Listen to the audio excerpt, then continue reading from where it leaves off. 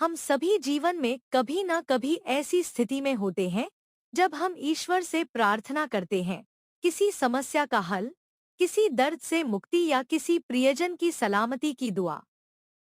पर कई बार दिल में यह सवाल उठता है, क्या भगवान मेरी प्रार्थना सुन रहे हैं? इस प्रश्न का उत्तर बहुत गहरा है और इसका संबंध केवल शब्दों से नहीं, बल्कि हमारी भावना, विश्वास और कर्म से है। प्रार्थना केवल शब्द नहीं, भावना है।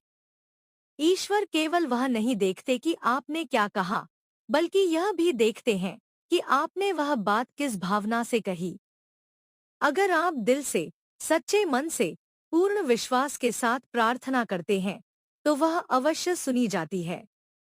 कई बार हमें लगता है कि हमारी बात सुनी नहीं गई, लेकिन सच्चाई यह है कि भगवान हर प्रार्थना का उत्तर देते हैं, कभी हाँ, कभी नहीं, और कभी थोड़ा इंतजार करो। संकेतों पर ध्यान दें।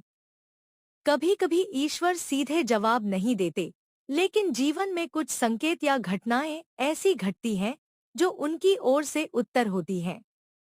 किसी मित्र की सहायता, कोई अचानक आया समाधान, या कोई विचार जो आपको राह दिखा दे, ये सब ईश्वर के उत्तर हो सकते हैं। इसके लिए हमें अपने मन को शांत करना होता है और भीतर से सुनना होता है। विश्वास रखें, परिणाम की चिंता नहीं। कई लोग प्रार्थना करते हैं, लेकिन परिणाम को लेकर चिंतित रहते हैं।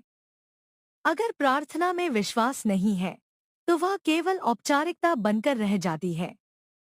सच्ची प्रार्थना वही है जिसमें हम पूर्ण विश्वास रखते हैं कि जो कुछ भी होगा, वह हमारे सर्वोत्तम हित में होगा, चाहे वह हमारी सोच से मेल खाए या नहीं। कर्म भी है आवश्यक। केवल प्रार्थना कर लेना ही पर्याप्त नहीं होता। ईश्वर उनकी मदद करते हैं जो अपनी मदद स्वयं करते हैं। अगर आप किसी लक्ष्य की प्राप्ति के लिए प्रार्थना कर रहे हैं, तो आपको उस दिशा में ईमानदारी से मेहनत भी करनी होगी। प्रार्थना शक्ति देती है, दिशा देती है, लेकिन कर्म ही परिणाम लाता है। ईश्वर हर प्रार्थना सुनते हैं, लेकिन उत्तर उनकी बुद्धि और समयानुसार मिलता है, हमारी उम्मीद और समयानुसार नहीं। अगर आप सच्चे मन से, विश्वास के साथ, अच्छे कर्मों के साथ प्रार्थना करते हैं, तो यकीन मानिए आपकी हर बात सुनी जाती है। बस धैर्य रखें, विश्वास बनाए रखें और संकेतों को समझें।